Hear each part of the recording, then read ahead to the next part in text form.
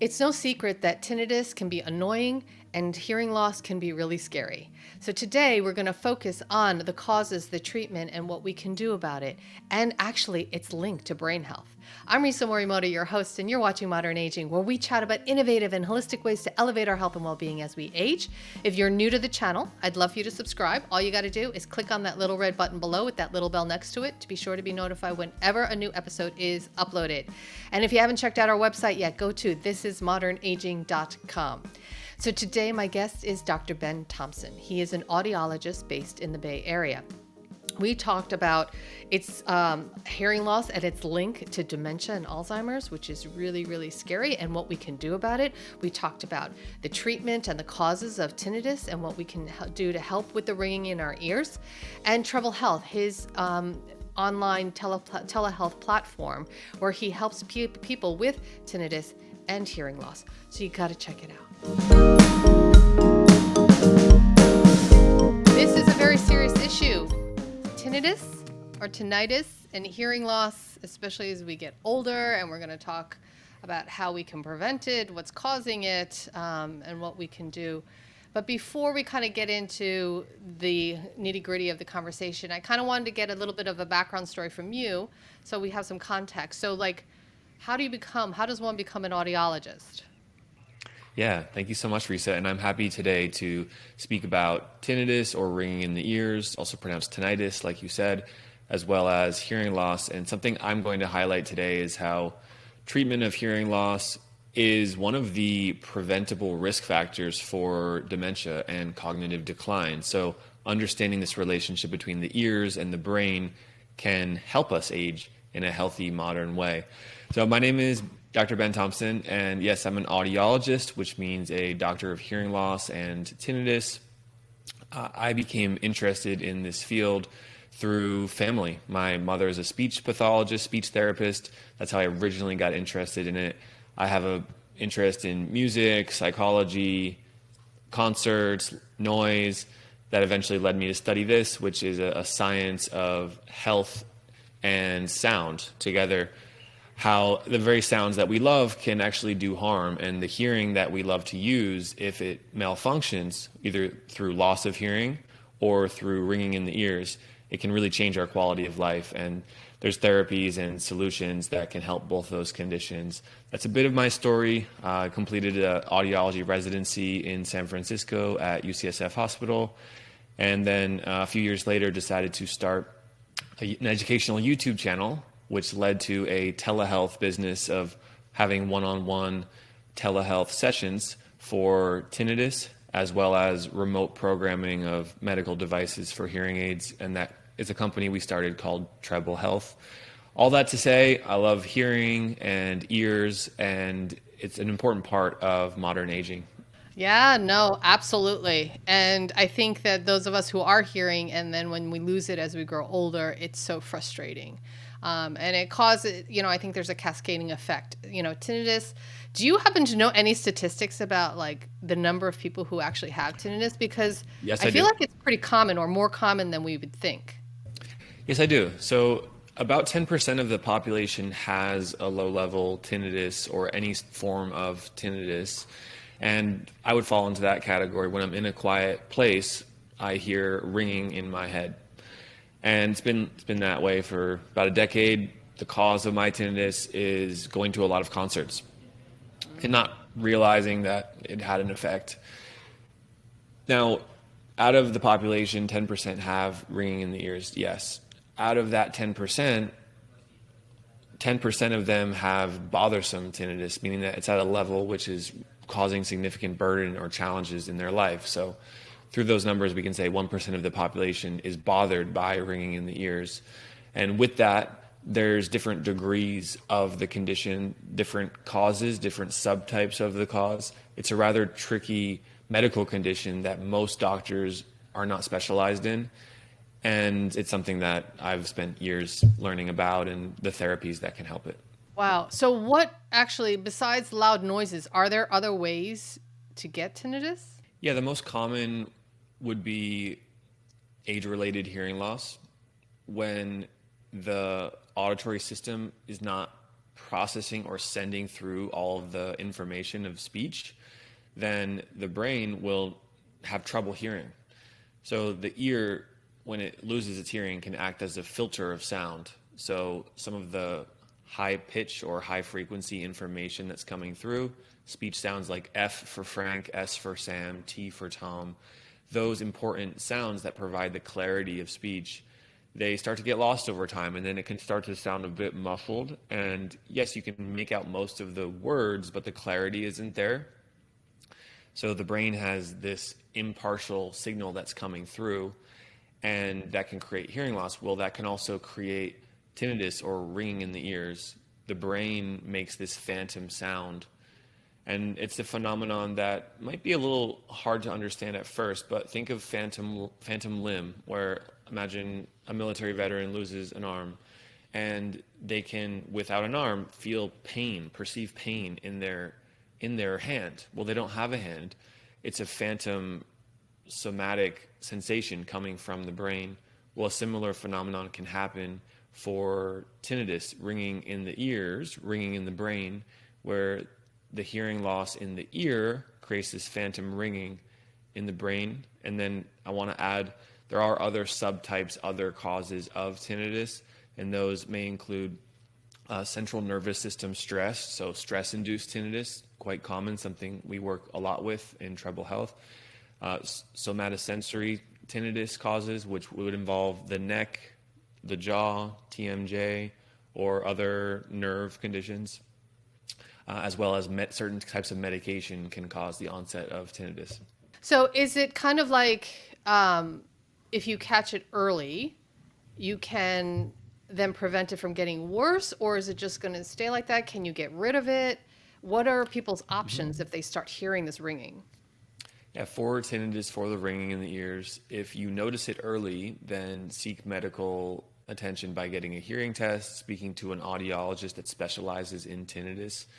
That is important to understand, is this something serious? Is this related to a medical cause that can be treated? And from there, we start to monitor and provide potential therapies.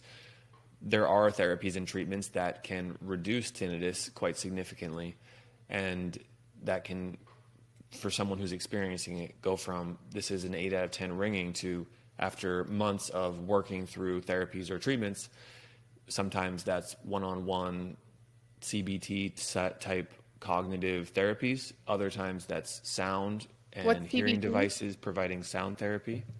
Mm-hmm. What is CBT? CBT is cognitive behavioral therapy. So with a combination of that kind of cognitive therapy plus sound and hearing devices providing the treatment, someone can go from 8 out of 10 ringing to months later 2 out of 10, and that would be a success. So that is the likely outcome for someone who just experiences sudden loud ringing in the ears. Go to a doctor, get an evaluation, and then learn about your different therapies and treatment options. Now for hearing loss, it's a little different. It's a bit of a different story, where your hearing functionally can improve quite significantly because you're able to have communication with your loved ones, with your friends and family. Treating hearing loss early, as we mentioned in the beginning of this, is not only a preventable risk factor for cognitive decline, but it can impact immediately communication and hearing of your loved ones. That can change quite instantly, but the actual cells of the hearing organ, those are not able to be repaired, and there is no cure for hearing loss or tinnitus in 2022 at the time of making this video. Right, right. So what are people's options? I mean, of course, for hearing loss, there's hearing aids. I think the technology has gotten a lot better than what it was. I know, like, my father-in-law wears hearing aids. He was very frustrated years ago, but I think he has new ones which are much better. Is that right? Yeah, the technology has improved quite a lot. The sound quality has increased immensely. The size has gotten so small that they're as small as someone would want. The batteries are now rechargeable. They connect to Bluetooth to control it through your smartphone. What were those initial experiences that your family member had with treatment of hearing loss with hearing aids? He would just hear everything. And it was just really frustrating at equal levels, right? So he could just, I think it just felt like kind of an echoing effect, not realizing that our ears are really good at just kind of deciphering what is far away, what's close, and that sort of thing. Yeah, there's an adaptation period where the brain has to go through typically 1 or 2 months of learning how to reorient to the new sounds. So we call that the adaptation period. A good audiologist that you work with would be able to make changes to the settings. So during whatever period of use someone is on, it's never overwhelming and too much, because it can be adjusted to be a gradual, smooth process. But certainly it's true that if you've slowly, progressively lost your hearing over a period of 20 years, and then you give all of it back in one day, it will be overwhelming and way too loud. So that's why the use of a professional can fine-tune it and help someone along the way. Something that we know as audiologists, and very, very much promote that kind of professional service as part of the treatment of hearing loss with hearing aids. Talk to me a little bit about that connection. You mentioned the fact that hearing loss can be a cause of dementia or lead to dementia or Alzheimer's. How have doctors come up with that connection, and why do you think that's so? Yeah, it's a great question. So over the last 10 years, 20 years, researchers have been trying to solve dementia and cognitive decline and understand what is genetic, what is out of our control, and what is preventable, potentially, what is in our control. So there is a genetic component. There are certain factors as well that are out of our control. Well, we can understand those a bit, but on the preventable risk factor side of things, we have hearing loss that has been shown through research as one of the top preventable risk factors for dementia. That means cognitive decline, that means losing our memory and things of that sort as we age. There are certain things we can do with our lifestyle or our behaviors to make progress and have a positive input on that, which is so important, and we want to scream that from the rooftops, because it's, if we were to ask 10 individuals or 100 individuals, over the age of 50, does this matter to you? Almost all of them would say, yes, it does. So what this means functionally is that if someone has a hearing loss, they are more likely to detract from social engagement, from communication. They're more likely to be isolated from the conversation. They're more likely to miss certain words or the meaning or the social engagement. They're less likely to go to the restaurant because it's too hard to hear in a noisy restaurant. They're less likely to engage in the family gathering because they can't hear what people are saying, or they're struggling, or it's causing stress for them. So because of those reasons, collectively, the research has looked at it and said, well, the research knows quite well that social isolation is linked to dementia and cognitive decline. If I don't socialize, if I don't communicate, if I don't have a social network with family, friends, community, etc., that my brain will start to atrophy, will start to lose its connections. If we don't use it, then we lose it, and that's very much true for brain health. So as a byproduct, the hearing loss is linked to social isolation. Quite clearly, I can't hear, I'm isolated from the conversation. So if we treat hearing loss, we can get someone's communication back, their functional communication ability back to almost where it was years ago, and that gives them an extra bump, an extra boost of staying engaged and staying active.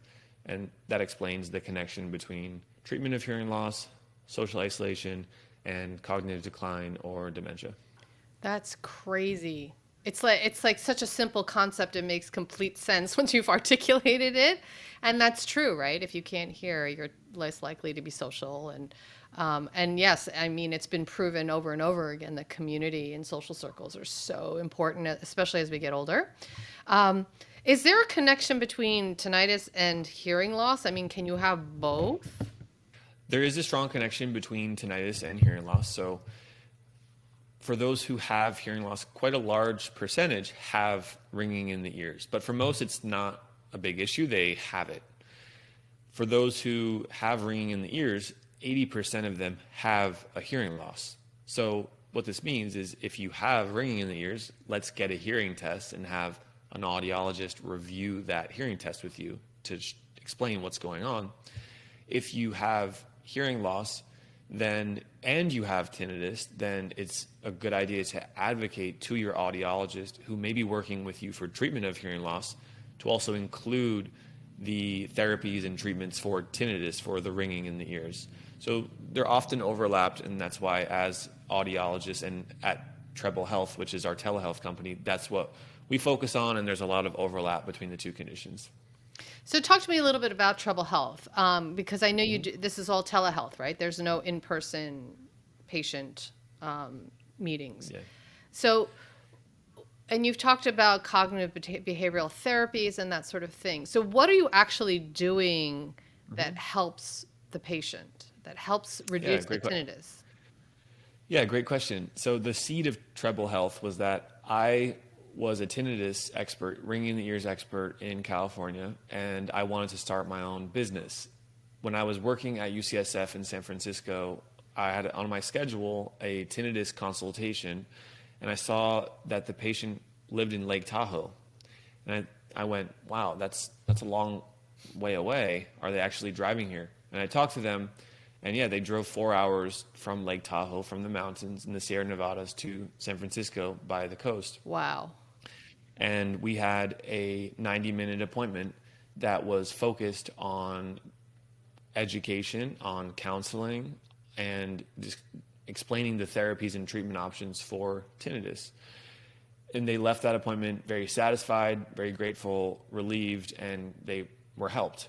So that was a hallmark moment for me, because I realized that my interest in technology living in the Bay Area and my awareness of telehealth was so perfectly fit for this medical specialty that I've gone into for tinnitus. And if patients are willing to drive 4 hours to have an appointment that can be conducted online over Zoom at the same quality and the same clinical standard, then there's really something here. There's really an opportunity here. So I started a YouTube channel, which I still make a lot of videos for today. I started that YouTube channel, and now 2 years later, we have a team that provides telehealth services for tinnitus and hearing loss. For tinnitus, it's a combination of one-on-one cognitive therapies, cognitive behavioral approaches to how do we manage the anxiety, stress, insomnia, and fear of this condition, and as well as sound therapy, which is a way of using sound as a beneficial tool, and it's often done with devices on the ears. That's for tinnitus. For hearing loss, is that like ocean waves and that sort of thing? Yeah, pink noise, white noise, low pitch, low volume sounds like being played at ear level over a matter of months can help the brain reduce the sound over time. And it works quite well. So we're able to do that over telehealth. Now, for hearing loss and hearing aids, we're working with the leading manufacturer of hearing aids in the world, and we're able to work in a remote fitting model. So we have an in-person hearing test that's completed within 6 months. Just like you would go to get your eyes checked, you would get a prescription. Well, you can go to get your hearing checked and get your test, which is essentially your prescription of hearing aids. And then one of our audiologists on our team would have a telehealth Zoom session, review the results, recommend devices.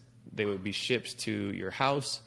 And then they're programmed through the smartphone app, and they can be remote adjusted without you ever having to drive or wait in a clinic. So the technology is there, and we're using it with a lot of success, and always amazed at the feedback from our customers and from our community about the convenience, and really, like I said before, being able to connect with an expert who may not live in your town, but being able to do that online, it's quite amazing to be a part of. Wow, that's amazing. Yeah, thank you. Question. So say you like sleeping with white noise, right? Yes. Is that a possibility that you have tinnitus? and it's just so low level that you don't know it? Or do some people just like to listen to white noise for comfort? Because I have um, my daughter has started to like using white noise. She's only 20, right? But I need Yeah. total silence to sleep. So if you like to sleep with white noise, it does not mean you have tinnitus. It means that you like to have this low level baseline of activity in your brain that creates this consistency and drift off to sleep. It doesn't mean anything for tinnitus. If you have tinnitus and you listen to white noise to help sleep, then it shows it's a beneficial tool for you. Right. Wow. I mean, and then do you know the percentage? What's the likelihood of people actually having hearing loss as they age? I mean, it's not everyone, just because, I mean, I assume, well, actually, I guess if you are like 90 plus, you will have a degree of hearing loss at that point. For those 65 and older, 60 and older, 1 out of every 3 people has a hearing loss or a communication difficulty to the point where they could benefit from hearing aids. That's a good benchmark to use. That's more than one would expect. And many of us who have that communication difficulty don't try to treat it with hearing aids. So there's an opportunity there to educate and really educate on the science behind it, why it's important to try this treatment, and the benefits for healthy aging that often accompany it, which are harder to put your finger on, but definitely science-based. It's also harder as we get older to change our lifestyle habits, right? um, Sometimes we're very set in our ways, but I think it's really important to kind of put that as focus, especially if we don't want to get, especially if we don't want it to get worse, and especially because it has ripple effects, with cognitive decline and all that sort of thing, which is pretty scary. Which I'm really happy Yeah, that you yeah. were able to make that connection. What can people? Yeah, I wanted to just ask, so in your community, what is the feeling about healthy aging as it relates to brain health, brain function, cognitive strength? Is this something that has a lot of buy-in, and what do you see from your community of the tools or the behavior changes that people are actually doing to promote that? Yeah, I mean, of course, brain health is number one for people, right? I mean, dementia and Alzheimer's is just rampant and almost at crisis levels at this point. My dad had dementia. My aunt has Alzheimer's. Like everybody now has somebody in their family or knows of somebody who has it. It's become almost as prevalent as cancer, unfortunately. So I think that it is top of mind. I don't think people make the connection between hearing loss and brain health.